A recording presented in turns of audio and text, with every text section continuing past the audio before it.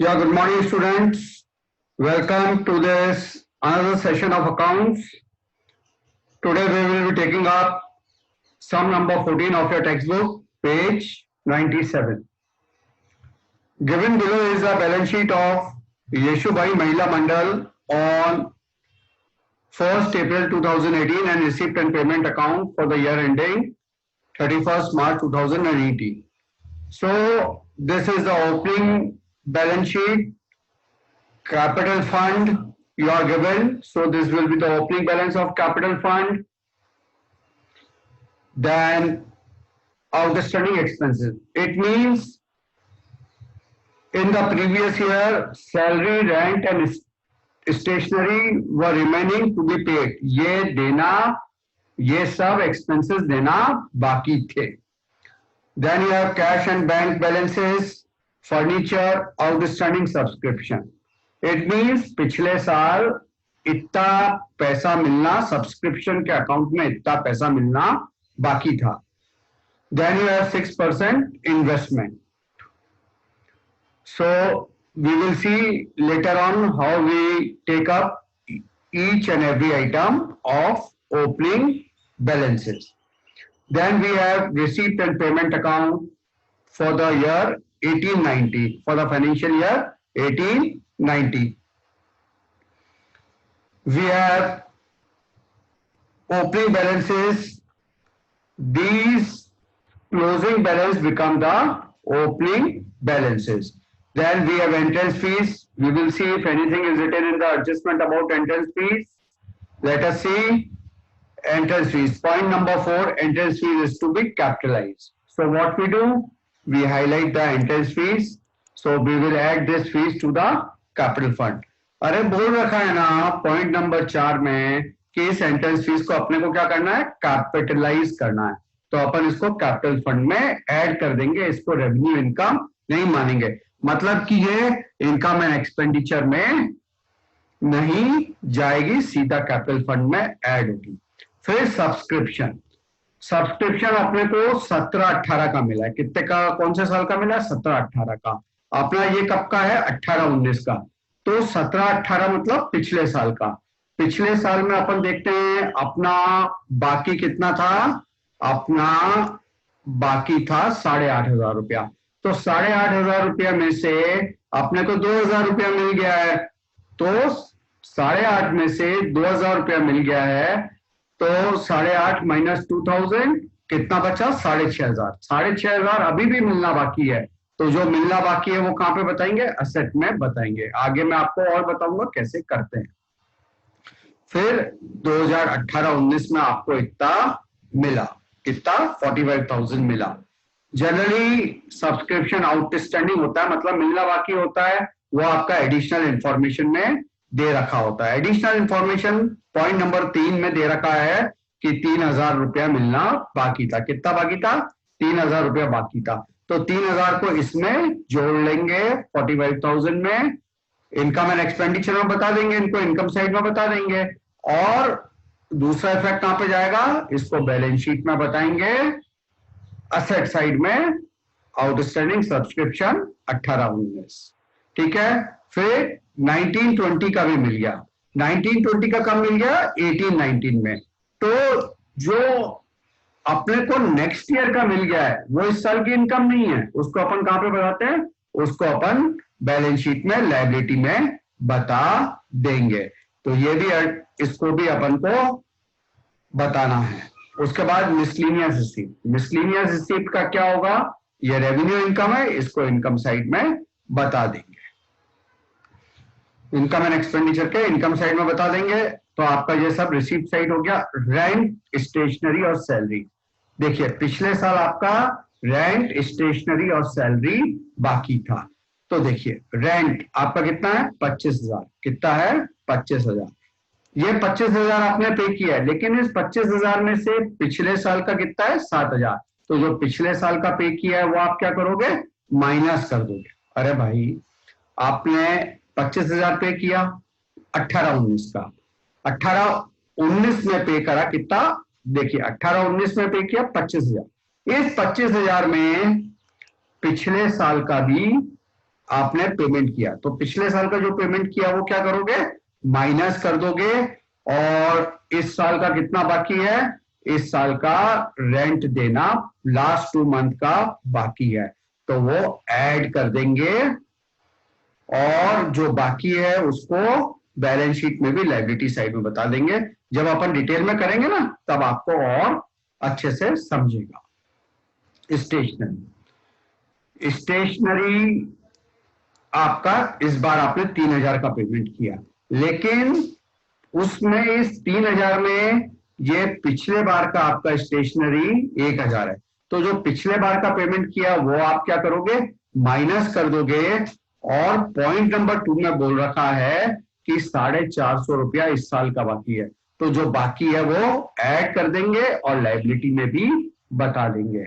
Detail में एक 1 bye 1 अपन करेंगे, ये जस्ट मैंने आपको बताया है कैसे करना। सैलरी, सैलरी आपने कितनी 22,000 पे करी है, इस बार 18-19 में पेमेंट करा है, लेकिन पिछले साल का 1,000 था, तो 1,000 क्या करोगे आप, माइनस कर दोगे और सैलरी कुछ देना बाकी नहीं है, तो आप 22,000 में से पिछले साल का जो पेमेंट किया है वो माइनस कर दोगे और आउटर कॉलम में 21,000 खर्चे में लिख दोगे। फर्नीचर रिपेयर रूटीन खर्चा है, एक्सपेंडिचर में बताएंगे। ऑनरेरियम टू सेक्रेटरी, अब जो ऑनरेरियम क्या होता है, देखिए जो व्यक्ति, जो पर्सन आपका एम्प्लॉय नहीं है लेकिन वो आपको सर्विस प्रोवाइड करता है, तो आप उसको कुछ नॉमिनल अमाउंट देते हैं, amount paid to a person who is not a employee of your organisation.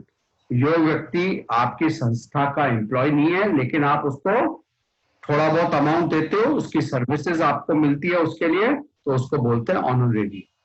तो ये आपका खर्चा है, इसको एक्सपेंडिचर साइड में बताएंगे। उसके बाद मिसलिनियस एक्सपेंसेस, ये आपका रेवेन्यू खर्चा है, इसको भी एक्सपेंडिचर में बताएंगे। और कैश और बैंक, ये क्लोजिंग बैलेंसेस हैं, इनको बैलेंस शीट में ट्रांसफर कर देंगे। रेंट फॉर लास्ट 2 मंथ, ये मैंने आपको बता दिया, स्टेशनरी भी बता दिया, आउटस्टैंडिंग सब्सक्रिप्शन भी बता दिया। उसके बाद entrance fees is to be capitalize, ये भी आपको बता दिया, और depreciate furniture bye 10% per annum. आप इस साल में तो फर्नीचर खरीदा नहीं, इसका मतलब है कि आपके पास शुरू में ओपनिंग बैलेंस था, तो ये जो ओपनिंग बैलेंस है इसके ऊपर 10% का फर्नीचर, 10% का डेप्रिसिएशन लगाना है। डेप्रिसिएशन आपका क्या होता है, खर्चा होता है, खर्चे को आप एक्सपेंडिचर में बता देंगे, और दूसरा इफेक्ट है फर्नीचर में माइनस करके बता देंगे। Now 1 by 1 let us proceed to do the sum. तो ये आपका इनकम और एक्सपेंडिचर अकाउंट है 18-19 का, 18-19 का इनकम और एक्सपेंडिचर अकाउंट है। पहले अपन कोई सी भी साइड ले सकते हैं, पहले रिसीप्ट ले लो या पहले पेमेंट लो। अपन पहले पेमेंट लेते हैं, बाय रेंट, तो अपन खर्चे की साइड में लिखेंगे टू रेंट। इसमें एडजस्टमेंट है, इसमें कितने हैं, 2 एडजस्टमेंट हैं। 25,000 रुपया, 25,000 आपने पे किया, 25,000 आपने यहाँ पे लिख दिया।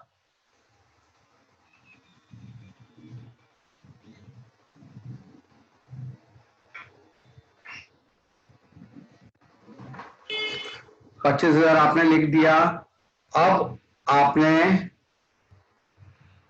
पिछले साल का 7,000 रुपया, पिछले साल का आपने 7,000 रुपया दिया था, तो जो पिछले साल का दिया वो आप क्या करोगे, माइनस कर दोगे। आप क्या करोगे, less paid for previous year, less paid for previous year. कितना प्रीवियस ईयर का आपने 7,000 पे किया, तो इज इक्वल टू 25,000 में से आपने 7,000 माइनस कर दिया, ये पिछले साल का, क्योंकि जो पिछले साल का बाकी था वो भी तो पे कराया ना आपने। अच्छा, अब ये 25 में से 7 गया तो 18 बचा। अब point number 1, rent for the last 2 month is due. इस साल 5,000 रुपया रेंट के लिए देना बाकी है, तो जो देना बाकी है वो आपको क्या करना पड़ेगा, इस साल के खर्चे में ऐड करना पड़ेगा, आउटस्टैंडिंग रेंट। आउटस्टैंडिंग रेंट कितना, 5,000 रुपया आपने ऐड करा, और ये आपका is equal to this plus this, तो आउटर कॉलम में आपका 23,000। अब जो आपका ये देना बाकी है ना, ये देखिए एडिशनल इंफॉर्मेशन में दे रखा है। तो जो मैंने आपको अपन मई जून जुलाई अगस्त ये चौथा महीना है अपना, तो जो नीचे ये दे रखा होता है ना एडिशनल इंफॉर्मेशन में, ये कितनी जगह जाता है बच्चों? 2 जगह। तो जो देना बाकी है ये क्या होती है? लाइबिलिटी। क्या होती है? लाइबिलिटी। तो इसको आप लिख देंगे आउटस्टैंडिंग, आउटस्टैंडिंग रेंट। कितना है आपका? 5,000 रुपया आउटस्टैंडिंग रेंट है। उसके बाद नेक्स्ट आपका क्या है बच्चों? स्टेशनरी। स्टेशनरी इस साल आपने 3,000 रुपया पे किया है, तो सीधा सीधा टू स्टेशनरी आप करेंगे, टू स्टेशनरी। आप 3,000 रुपया इनर कॉलम में, एडजस्टमेंट है ना, तो इनर कॉलम में लिखेंगे। और आप इसको ऐसे भी लिख सकते हैं, ये कंज्यूमेबल आइटम है तो टू स्टेशनरी कंज्यूम, और इधर आप स्टेशनरी कंज्यूम, आप यहां पे लिख देंगे paid this year. This year आपने कितना? 3,000 रुपया पे किया। 3,000 रुपया आपने इस साल पे किया, लेकिन इस 3,000 में पिछले साल का 1,000 रुपया भी इंक्लूडेड है। आपने less paid for previous year, previous year का 1,000 रुपया पे किया है, तो इस साल का कितना हो गया? 2,000 का, 2,000 रुपया इस साल हो गया। अब पॉइंट नंबर 2, पॉइंट नंबर 2 यह बोलता है कि स्टेशनरी एक्सपेंसेस पेबल 450 रुपया देना बाकी है। तो ये जो खर्चा है ना, इसमें 450 और देना बाकी है। Add bill outstanding, add bill outstanding, 450 रुपया देना बाकी है, तो आपका खर्चा हो गया 2,450। मैं एक बार वापस समझा दूंगा, इसका दूसरा इफेक्ट दे रहे हैं। Outstanding stationery bill, outstanding stationery bill कितना है? 450। वापस बता देता हूं बेटा, इस बार 3,000 का पेमेंट करा है, उस 3,000 में 1,000 रुपया पिछले साल का था, पिछले साल से कोई मतलब इस साल के खर्चे में नहीं है, तो वो आपने माइनस कर दिया, तो 2,000 बचा और 450 देना बाकी है। तो 450 देना बाकी है वो ऐड करा, तो टोटल इस ईयर का खर्चा आपका 2,450, और ये 450 जो देना बाकी है ना, ये आपने लायबिलिटी में बता दिया। ठीक है, अब आगे और बढ़ते हैं। तीसरा खर्चा है सैलरी, तो यहाँ पे लिखते हैं टू सैलरीज, टू सैलरीज कितना? 22,000, आई रिमेम्बर 22,000 रुपया, 22,000 रुपये। लेकिन इस 22,000 में आपने 8,000 रुपया पिछले साल का पे किया है, तो आप माइनस कर देंगे less paid for previous year. कितना है? 8,000 रुपया। अब देखो कोई इस साल तो बाकी नहीं है, यहाँ पे एडजस्टमेंट में कुछ सैलरी कुछ भी देना बाकी नहीं बता रखा है, तो इसका मतलब कुछ भी बाकी नहीं है। तो बस 22,000 में से 8,000 माइनस कर दिया, 22,000 माइनस 8,000 रुपया, तो इस साल का खर्चा 14,000 रुपया हो गया। ठीक है, फिर फर्नीचर रिपेयर, जो आपका रिसिप्ट एंड पेमेंट चल रहा है ना, इसमें फर्नीचर रिपेयर 1,800 रुपया, 1,800 रुपया आपका फर्नीचर रिपेयर, ये रेवेन्यू खर्चा है टू फर्नीचर रिपेयर, 1,800 रुपया आपका रूटीन खर्चा है। फिर है ऑनरेरियम टू सेक्रेटरी, ये ऑनरेरियम जो है ये आपका खर्चा होता है, रेवेन्यू एक्सपेंडिचर होता है। ऑनरेरियम टू कितना है? 16,000 रुपया आपका ऑनरेरियम टू सेक्रेटरी। इसका मतलब मैंने बताया है, amount paid to a person who is not the employee of your organization for his services. जो अमाउंट ऐसे व्यक्ति को दिया जाता है जो आपकी संस्था का एम्प्लॉय नहीं हो, उसकी सर्विसेज के लिए दिया जाता है, उसको क्या बोलते हैं? ऑनरेरियम। ठीक है, उसके बाद अपन नेक्स्ट चलते हैं। अब क्या है नेक्स्ट खर्चा? मिसलिनियस खर्चा 2000 रुपया। To miscellaneous expenditure, to miscellaneous expenses, 2000 रुपया मिसलिनियस खर्चा। ठीक है, अब जो कैश और बैंक बैलेंस, क्लोजिंग बैलेंस है, ये कहाँ जाते हैं? बैलेंस शीट में। कैश और बैंक बैलेंसेस, इनको अपन बैलेंस शीट में लिख देंगे, कैश और बैंक। कितना कितना अमाउंट है? कैश है 8200 और बैंक है 16000। 16000 बैंक और 8200। ठीक है बच्चों, ये अपना रिसीप्ट एंड पेमेंट अकाउंट हो गया। ये पेमेंट साइड हो गई। पेमेंट साइड हो गई मतलब खर्चे की साइड हो गई। अब अपन इनकम साइड, रिसीप्ट साइड देखते हैं। रिसीप्ट में अपना क्या क्या है? ओपनिंग का कुछ भी नहीं होता है। उसके बाद एंट्रेंस फीस। एंट्रेंस फीस आपका 28,000 रुपया है। एंट्रेंस फीस आपने मार्क कर रखी है, इसका मतलब पॉइंट नंबर 4 आपका क्या बोलता है? इसको कैपिटलाइज करना है। इसका मतलब इसको कैपिटल फंड में जोड़ना है। तो आप बैलेंस शीट में जाते हैं, कैपिटल फंड लिखते हैं, कैपिटल फंड। कैपिटल फंड कितना है? कैपिटल फंड ओपनिंग बैलेंस, आपके पास ओपनिंग बैलेंस शीट दे रखी है। ओपनिंग बैलेंस आपका 30,000 रुपया। कितना है? 30,000 रुपया। इसमें आपको क्या करना है? एंट्रेंस फीस को कैपिटलाइज करना है। Ed entrance fees. कितना है आपका एंट्रेंस फीस? आपका रिसीप्ट में दे रखा है एंट्रेंस फीस आपका 28,000 रुपया आपको कैपिटलाइज करना है। उसके बाद सब्सक्रिप्शन में आते हैं बच्चों अपन। सब्सक्रिप्शन में देखो, अब ये ही मेन पॉइंट है हर नॉट फॉर प्रॉफिट ऑर्गेनाइजेशन सब में। Subscription is the key and the deciding factor. अब इसमें आपको बता रखा है, आप किस साल का बना रहे हो? 18-19 का। तो याद रखना, आपके इनकम में केवल 18-19 से रिलेटेड चीजें ही जाएगी। बाकी का क्या करना है अपन एक बार वापस समझते हैं। आपको 17-18 के 2000 रुपया मिले हैं। तो जब आपको अगर 17-18 मतलब प्रीवियस ईयर का आपको 2000 रुपया मिला है, इसका मतलब पिछले साल आपका कुछ बाकी था। अपन देखते हैं कितना बाकी था। पिछले साल कुछ बाकी था तो वो पिछले साल की बैलेंस शीट में बताएंगे ना। पिछले साल आपका 8,500 रुपया बाकी था। 8,500 में से आपका 2000 रुपया मिल गया, तो अब कितना बाकी बचा? 6,500। 6,500 अभी भी बाकी है। तो जो अभी भी बाकी है उसको कहां लिखते हैं? बैलेंस शीट में लिखते हैं आउटस्टैंडिंग। क्या लिखेंगे? आउटस्टैंडिंग सब्सक्रिप्शन, आउटस्टैंडिंग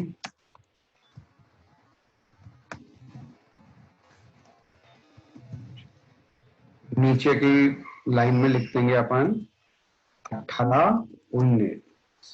क्या ये आपका 17-18 का है ना? 17-18 का 6,500 रुपया बाकी है। 17-18 का आपका बाकी था 8,500। 8,500 में से 2,000 रुपया आ गया तो 6,500 रुपया बाकी है।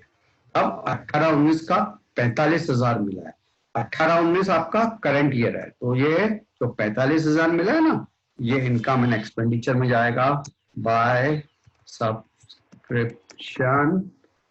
कितना है? 45,000 आपने इनकम में लिख दिया। अब इसमें भी एडजस्टमेंट है, देखते हैं अपन। मैंने हाईलाइट कर दिया था ना पहले ही। आपका ये बोलता है 18-19 का 3,000 रुपया मिलना बाकी है। आउटस्टैंडिंग मतलब मिलना बाकी है। तो 3,000 रुपया आप क्या करोगे? ऐड कर दोगे। ऐड आउटस्टैंडिंग, ऐड आउटस्टैंडिंग 3,000 रुपया आपने ऐड कर दिया। अब ये 3,000 रुपया, इसका दूसरा इफेक्ट कहां जाएगा? मिलना बाकी है। आप बैलेंस शीट में 18-19 3,000 रुपया आपका मिलना बाकी है। तो आउटर कॉलम में 9,500 आपने लिख दिया। ठीक है, अब सब्सक्रिप्शन आपको 19-20 का भी मिल गया है। 19-20 करंट ईयर क्या है? 18-19 करंट ईयर 18-19। 19-20 का भी मिल गया, मतलब नेक्स्ट ईयर का भी आपको इस साल मिल गया। तो जो नेक्स्ट ईयर का इस साल मिला है वो इस साल की इनकम तो हो नहीं सकती, उसका अपन क्या करेंगे, ये अपनी लायबिलिटी है, इसको अपन बैलेंस शीट में लायबिलिटी साइड में दिखा देंगे। प्री रिसीव्ड सब्सक्रिप्शन, ब्रैकेट डाला 19-20 ब्रैकेट बंद, कितना पैसा मिला है 19-20 का अपने को 3,000 रुपया, तो 3,000 रुपया आपने लिख दिया। ठीक है, ये एंट्रेंस फीस भी हो गई, ये तीनों चीजें भी हो गई। अब मिसलिनियस रिसीप्ट, मिसलिनियस रिसीप्ट कितनी है आपकी 5,000 रुपये, ये रेगुलर इनकम है, आप इसको यहाँ पे बता देंगे बाय, यहाँ पे आपको इज इक्वल टू इन दोनों को जोड़ देंगे तो ये 48,000 हो जाएगा, 48,000 आउटर कॉलम में। अब यहाँ पे miscellaneous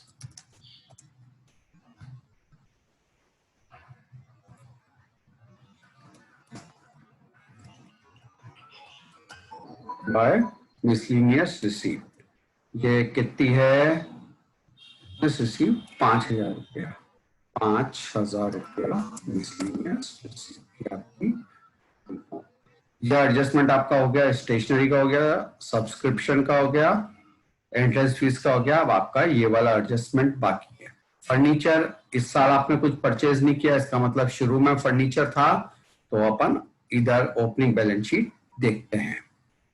cash in hand and cash at bank, ये आपके यहाँ पे ट्रांसफर होगा ना रिसीट एंड पेमेंट में। अब फर्नीचर बचा कितना है 20,000 रुपया, तो 20,000 रुपया आप असेट में लिख देंगे फर्नीचर 20,000 रुपया।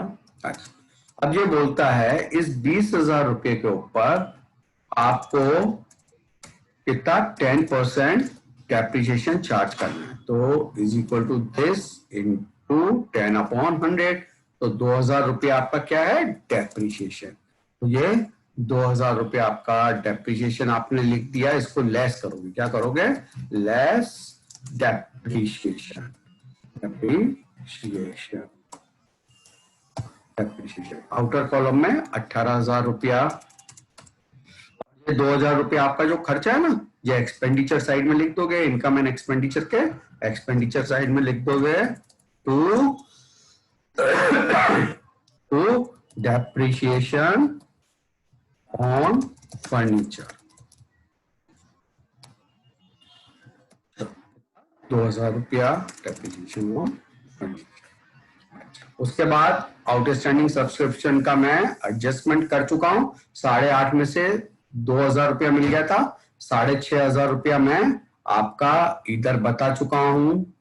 उसके बाद 6% इन्वेस्टमेंट। अब बच्चों ये थोड़ा सा सोचो, 6% इन्वेस्टमेंट 6,500 रुपया, आपकी इमीडिएटली आपके दिमाग में घंटी बजनी चाहिए कि ये किस तरह का एडजस्टमेंट है, हिडन एडजस्टमेंट। किस तरह का एडजस्टमेंट है, हिडन एडजस्टमेंट। पहले तो इसको क्या लिखेंगे आप 6% इन्वेस्टमेंट, 6% आपने लिख दिया। कितना अमाउंट था ये आपका 6,500 रुपया, 6,500 रुपया। अब आपका क्या है 6% से आपने इसके ऊपर इंटरेस्ट कमाया, क्या कमाया इंटरेस्ट कमाया, तो 6,500 लिखेंगे और 6% लिखेंगे। इसके ऊपर आप जो है वो इंटरेस्ट कैलकुलेट करेंगे, is equal to this 6,500 into 6/100, तो आपका 300 रुपया आपको इसके ऊपर कुछ कह नहीं रखा है, लेकिन इमीडिएटली आपको अंदाजा आना चाहिए ये छुपा हुआ एडजस्टमेंट है। आपको इंटरेस्ट क्या करना है, इंटरेस्ट प्रोवाइड करना है। एड इंटरेस्ट रिसीवेबल कितना है 390 रुपया, तो आपका टोटल ये कितना हो गया 6,500 प्लस 390, तो ये आपका 6,890। अब इसका सेकंड इफेक्ट आ जाएगा, आपकी ये इस साल की इनकम है, तो इसको इनकम साइड में बता दीजिए bye interest receivable on investment कितना है 390 रुपए। ठीक है बच्चों, ये ओपनिंग बैलेंसेस भी सारे अपन ने देख लिए, कैपिटल फंड भी बैलेंस शीट में ट्रांसफर कर दिया, इनका सबका इफेक्ट दे दिया, इन सब चीजों का भी इफेक्ट दे दिया और इन सब का भी इफेक्ट दे दिया। अब अपन क्या करते हैं, अपने receipt and payment account income and expenditure की अपन टोटल करते हैं, बैलेंस करते हैं, सरप्लस या डेफिसिट निकालने को चलते हैं।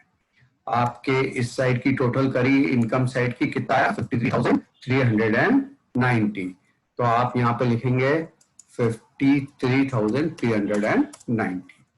अब अपन खर्चों के साइड की टोटल करेंगे, खर्चों के साइड की टोटल आपकी आई 61,250। कितनी आई 61,250।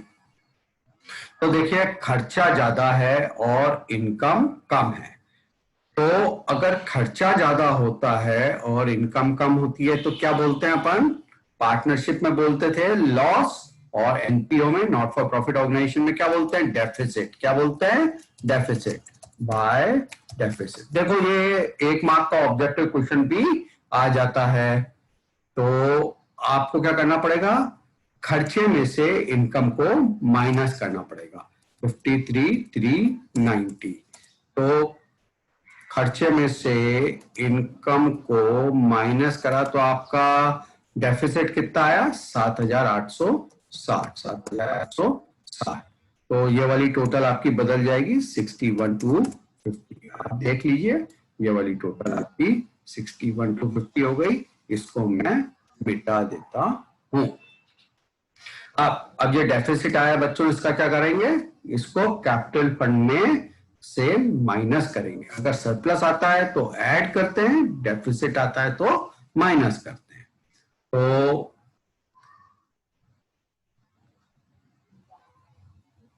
आपका कैपिटल,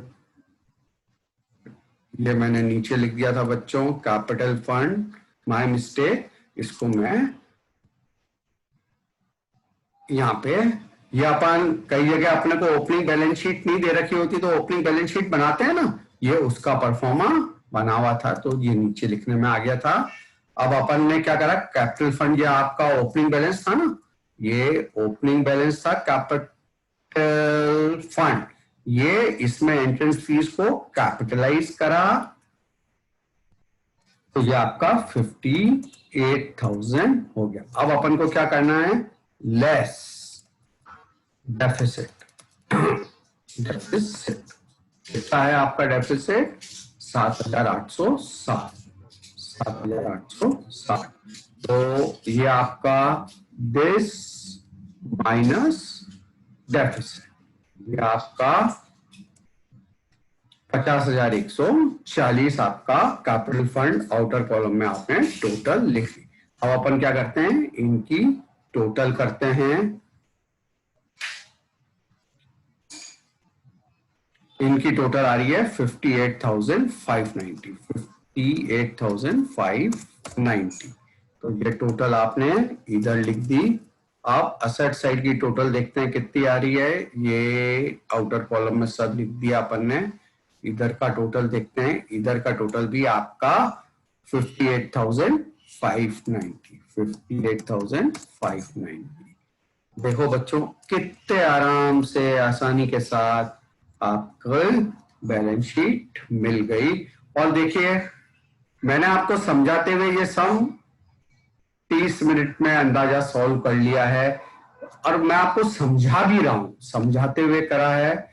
आपको ये 12 मार्क का एग्जाम में आएगा, 12 मार्क के लिए आपके पास 25 मिनट है, आराम से आप आधे घंटे में ये सम सॉल्व कर सकते हैं। मैंने आपको शुरू में बताया था आपके पास ऑब्जेक्टिव में स्पेयर टाइम बचता है, तो आराम से आप 25 से 30 मिनट में ये सम सॉल्व करके 12 मार्क आप अपने जेब में, 12 मार्क का आता है तो 12 मार्क आप अपनी आराम से जेब में रख सकते हैं।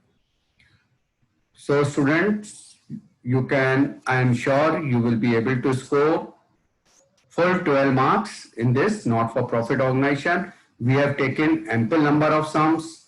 We have taken sums of year 2019, 2020.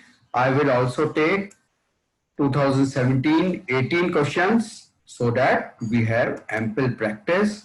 अब मैंने मेरा काम तो कर दिया बच्चों, आप लोगों को प्रैक्टिस करनी है. कोई दिक्कत हो तो यहाँ पे पूछना है, आपके सब सवालों का जवाब दिया जाता है, लेकिन प्रैक्टिस तो आपको करनी है. So once again, stay home, stay safe, keep studying and practising.